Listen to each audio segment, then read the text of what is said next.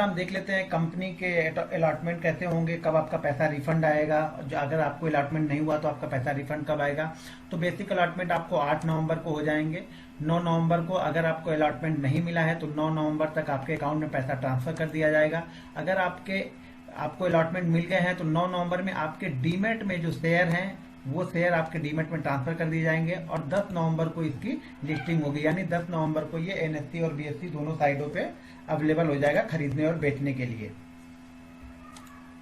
अब देखिए जरा कंपनी की फाइनेंशियल डिटेल पे देख लेते हैं कि अभी तक कंपनी ने क्या कारोबार किया है, कैसा रिजल्ट रहा है कंपनी का अभी तक जो उन्होंने आरएचपी में अपने दाखिल किया है, तो उसको जरा देख लेते हैं।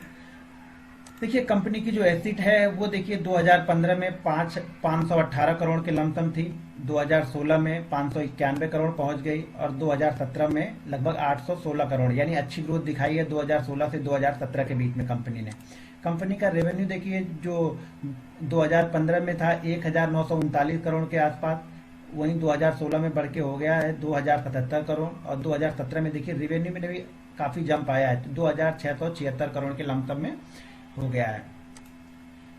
प्रॉफिट आफ्टर टैक्स यानी टैक्स वैक्स कट करने के बाद जो इनका प्रॉफिट हुआ है वो 2015 में 38.55 करोड़ का हुआ है, 2016 में लगभग 36.5 करोड़ का हुआ है और 2017 में लगभग 40 करोड़ 40.5 करोड़ के आसपास में हुआ है। यानी ग्रोथ भी यानी प्रॉफिट ग्रोथ भी धीरे धीरे बढ़ रहा है, लेकिन हाँ उस हिसाब से नहीं बढ़ रहा जिस तरह से रेवेन्यू है, लेकिन प्रॉफिट ग्रोथ भी ऑलरेडी बढ़ रहा है इनका धीरे धीरे।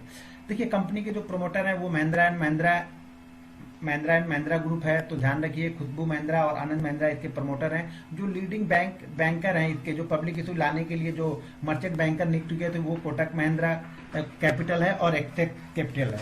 तो ये दो लीडिंग कैपिटल है, ये बहुत मायने रखते हैं। जो बैंकर कौन से बैंकर हैं जो आईपीओ लेके आ रहे हैं, इनके जो मर्चेंट बैंकर होते हैं कंपनी के वही आईपीओ को आरएचपी दाखिल करते हैं सेबी में। तो सेबी सारी चीजों को उनके आरएचपी को पढ़ के फिर उसको इशू वो अप्लाई करते हैं उनको कि हाँ आप आईपीओ ला सकते हैं। अब जरा कंपनी के फाइनेंशियल कारोबार यानी कंपनी का जो कारोबार, कंपनी क्या बिजनेस करती है उसके बारे में जान लेते हैं। देखिए कंपनी का ट्रांसपोर्ट एंड डिस्ट्रीब्यूशन का कारोबार है, यानी कंपनी एक सिटी से लेकर दूसरी सिटी में ट्रांसपोर्टेशन करती है, यानी इस माल को लेकर दूसरे माल में उसको छोड़ना, ये कंपनी का मेन बिजनेस है।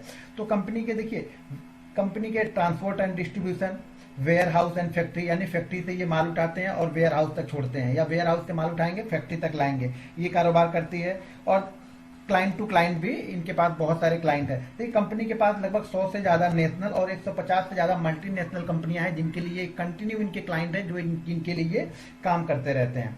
कंपनी का मेन देखिए कंपनी का जो मेन फोकस देखिए मेन फोकस है वो कारों को, बाइकों को एक जगह से लेकर दूसरी जगह पहुंचाना। जैसे मैन्युफैक्चर होते हैं, मैन्युफैक्चर के बाद या स्टील कंपनियां, बड़ी बड़ी कंपनियां होती हैं, देखिए इनके पास ये बड़े बड़े क्लाइंट हैं। Volkswagen India, Vodafone, Thermax, JSW steel, Ashok Leyland, siemens, Bosch, BMW, 3M India, Mercedes. तो ये सारी कंपनियां इन कारों को या इनके लॉजिस्टिक ये कार में रख के और दूसरी जगह दूसरी सिटी में पहुंचाते हैं, अलग अलग सिटियों में ट्रांसपोर्ट करते हैं। डिस्ट्रीब्यूटर को, डीलर को, ये लोग वहां तक पहुंचाते हैं, वो कारोबार करती है कंपनियां बहुत बड़ी। देखिए महिंद्रा एंड महिंद्रा ग्रुप भी बहुत बड़ा है, आपको पता ही है। महिंद्रा एंड महिंद्रा ग्रुप भारत में ट्रैक्टर निर्माता, सबसे बड़ा ट्रैक्टर निर्माता है। तो ये अपने ट्रैक्टरों को भी यानी खुद इनके कंपनी से ही बहुत सारे इनके पास बिजनेस आते रहते हैं, तो इससे कंपनी की ग्रोथ भी होती है और इनका बिजनेस अपनी कंपनियों के थ्रू ही पैसा नहीं होता है। तो बहुत बड़ी कंपनी है, इसका आरटी सोल्यूशन प्रोवाइड करती है महिंद्रा एंड महिंद्रा। तो सारी चीजों का ये कारोबार, ये अपना जो बिजनेस होता है वो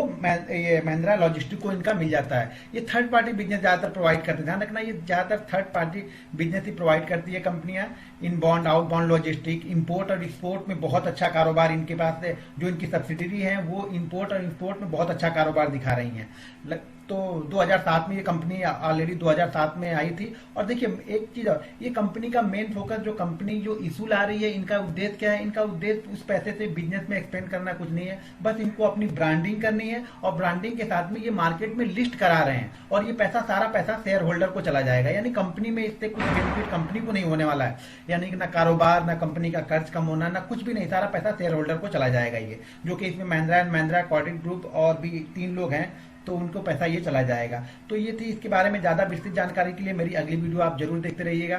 तो तो दोस्तों ये थी मेरी महिंद्रा लॉजिस्टिक पे वीडियो। और इसका ग्रे मार्केट जो चल रहा है वो लगभग 75 रुपीज से लेकर 125 रुपीज का चल रहा है। यानी अगर आप 14,000 रुपए लगाते हो तो मतलब उसमें 75 यानी पर शेयर पे आपको 75 से 125 रुपीज का प्रॉफिट हो सकता है, ऐसा हो सकता है। लेकिन वो grey market continue up down होते रहते हैं। ग्लोबल मार्केट को देखकर, डोमेस्टिक मार्केट को देखकर ग्रे मार्केट चेंज होते रहते हैं। तो सही ग्रे मार्केट की जानकारी के लिए हमारे वीडियो को आप देखते रहिएगा। मैं जल्दी इसकी दूसरी वीडियो लेके आऊंगा जो आपको सही और पूरी तरह से ग्रे मार्केट की नॉलेज, लिस्टिंग में क्या गेन हो सकता है आपको, इसको आपको सब्सक्राइब करना है कि नहीं करना है, सारी चीजें मैं डिटेल्स में बताऊंगा उस वीडियो में।